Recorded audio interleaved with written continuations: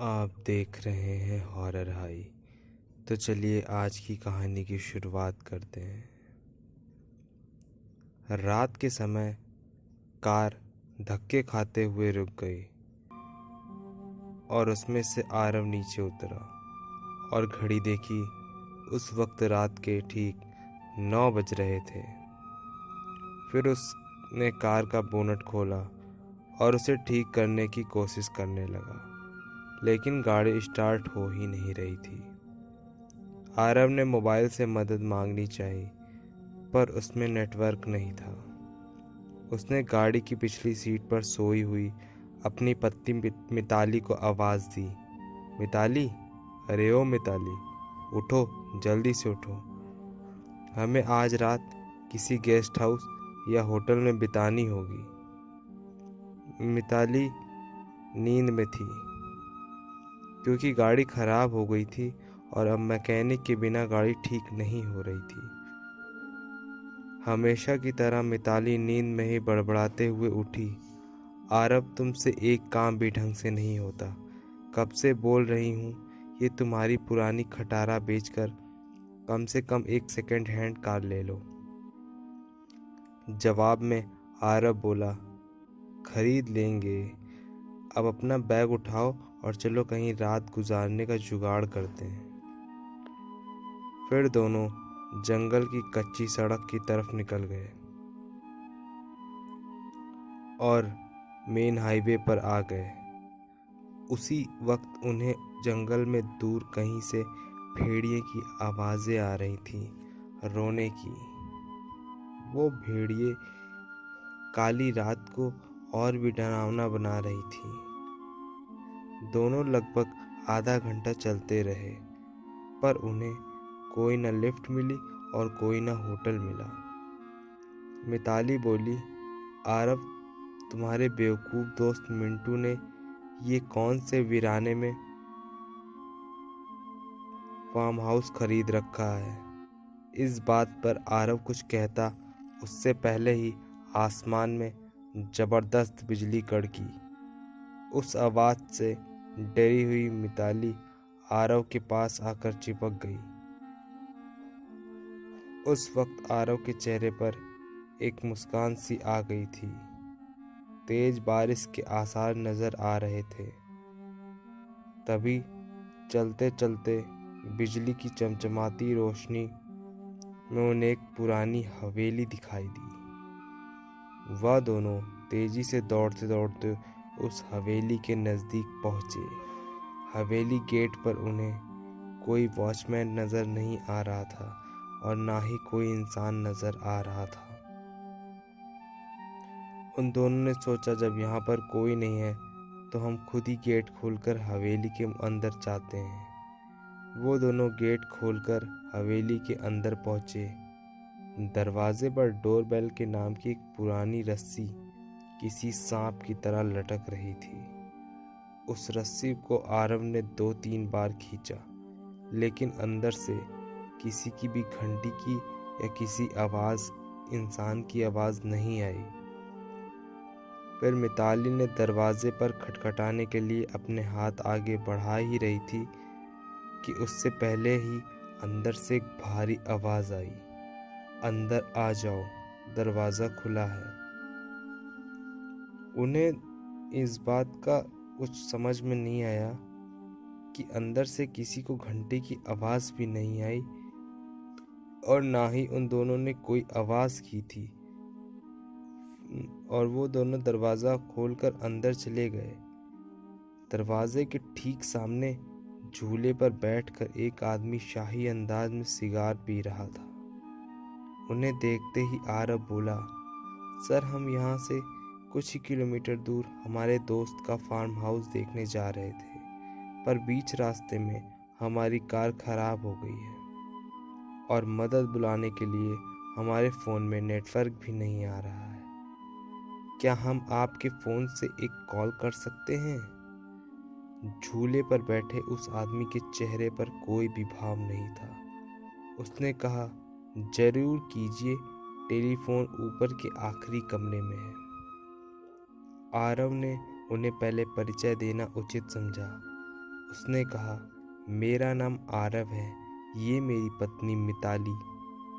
जवाब में वो आदमी बोला, मेरा नाम दादा ठाकुर है और मैं इस हवेली का मालिक हूँ। आरव और मिताली हवेली की शान देखते ही रह रहे थे कि उनकी नज़र दादा ठाकुर के पीछे वाली दीवार की सबसे बड़ी फोटो फ्रेम पर पड़ी, जो खाली थी और पूरे घर में तस्वीरें ही तस्वीर थी।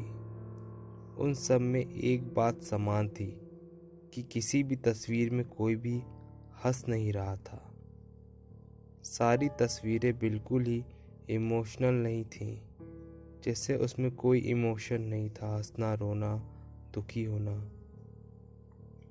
आरव और मिताली दोनों ऊपरी मंजिल पर गए और आखिरी के कमरे में जाकर लैंडलाइन से अपने दोस्त मिंटू को कॉल करने लगे। बहुत बार कोशिश करने के बाद भी फ़ोन नहीं लग रहा था। तभी मिताली की नज़र उस दीवार पर पड़ी और वहाँ पर एक और फोटो फ्रेम टंगी हुई थी। उसमें भी कोई तस्वीर नहीं थी, सिर्फ खाली फ्रेम था। उन्हें ये बात थोड़ी अजीब लगी। फिर दोनों नीचे गए और दादा ठाकुर से बोले, आपके लैंडलाइन से फ़ोन नहीं लग रहा है। ठाकुर बोले कि यहाँ की फ़ोन लाइन में हमेशा गड़बड़ी रहती है, दोबारा से प्रयास करिए या फिर चाहे तो आज की रात आप दोनों यहीं रुक सकते हैं। मिताली और आरव कमरे में जाकर फिर कॉल लगाने की कोशिश करने लगे, पर सब बेकार। आखिर में दोनों ने रात को वहीं रुकने का निर्णय लिया। बेड पर लेटते ही दोनों की आंखें लग गई, क्योंकि वैसे भी वो ड्राइव कर कर आ रहे थे और काफ़ी थकान हो चुकी थी उन लोगों को। रात के ठीक 1:30 बजे आरव की नींद अचानक से खुली और वह एक बार फिर से अपने दोस्त को फ़ोन लगाने के लिए गया, लेकिन उस वक्त फ़ोन पूरी तरह से डेड था। हाथ से फ़ोन नीचे रखते हुए आरव की नज़र दीवार पर गई और सामने का नज़ारा देखकर उसके चेहरे पर से हवा ही उड़ गई, क्योंकि कुछ घंटे पहले जो खाली फ्रेम था, अब उसमें लोगों की तस्वीर थी और उसके नीचे लिखा हुआ था उनकी मौत की तारीख। उसने मिताली को उठाया और उसे उस तस्वीर को दिखाया। वो बोली, यहाँ कुछ तो गड़बड़ है आरव, हमें यहाँ अभी के अभी यहाँ से बाहर निकलना होगा। दोनों दौड़कर वहाँ से बाहर निकलने के लिए निकले। सीढ़ियों से वो दोनों तेजी से नीचे उतरने लगे, पर उतरते वक्त सीढ़ियों पर उन्हें 4 पैरों की जगह 6 पैरों की आवाज़ें आ रही थी। अब वो दोनों काफ़ी ज़्यादा डर चुके थे। कुछ भी करके उन्हें बस दरवाज़ा खोल के बाहर भागना था। पर दरवाजे के पास पहुंचने के बाद जब दोनों ने उसे खोलने की कोशिश करी, तब उनकी कोशिश नाकाम रही, क्योंकि दरवाज़ा किसी ने बाहर से ही बंद कर दिया था और अब वो दोनों उस भूतई हवेली में कैद हो चुके थे। आरव और मिताली दरवाज़ा पीट रहे थे, मदद के लिए चिल्ला रहे थे और उसी वक्त बदकिस्मती से बिजली भी चली गई और मौत ने अंधेरे की चादर से सब कुछ ढक लिया। चारों तरफ शमशान सा सन्नाटा फैल गया था। मिताली अपने कांपते हाथों से मोबाइल टॉर्च चालू करने लगी। जैसे ही उसने टॉर्च चालू की, उसकी रोशनी में सबसे पहले सामने वाली उस बड़ी सी फोटो फ्रेम पर नज़र उसकी पड़ी, जिस फ्रेम को आते वक्त उन दोनों ने खाली देखा था। उस खाली फोटो फ्रेम में अब झूले पर बैठे दादा ठाकुर की तस्वीर शैतानी मुस्कान दे रही थी और अगले ही पल दादा ठाकुर की तस्वीर धीरे धीरे गायब होने लगी और उसके नीचे रखा हुआ झूला बिना हवा के ही झूलने लगा। उस भयानक नज़ारे को देखकर मिताली की जान निकल गई और वो बेहोश हो गई। आरव को कुछ समझ में नहीं आ रहा था। कुछ ही पलों में मोबाइल भी स्विच ऑफ हो गया अब तक उजाले में मिताली और आरव को वहां पर एक दूसरे की सांसों की आवाज ही आ रही थी, पर अब अंधेरे में उन्हें कई सारे लोगों की सांसों की आवाज सुनाई देने लगी। एक एक करके सभी आवाजें नजदीक आ रही थी और कुछ ही पलों में वो आवाजें दर्द भरी चीख के साथ आ रही थी। आरव ने मिताली को होश में लाने के लिए उसके ऊपर अपनी जेब से निकालकर पानी छिड़का। मिताली होश में आ गई और वो दोनों वहां पर बैठकर भगवान के लिए आस्था कर पूजा पाठ करने लगे। दोनों आंख बंद करके वहां पर राम नाम का जप करने लगे। जप करते करते करते करते पता नहीं कब सुबह हो गई और दरवाज़ा खुला। दरवाज़ा खुलने पर वो दोनों बाहर निकले और वहां से अपने घर पहुंचे। तो दोस्तों, आज की कहानी यहीं ख़त्म होती है। गांव वालों ने बताया था कि ये दादा ठाकुर एक बहुत बड़े जमींदार थे जिनकी हत्या हो गई थी कुछ साल पहले।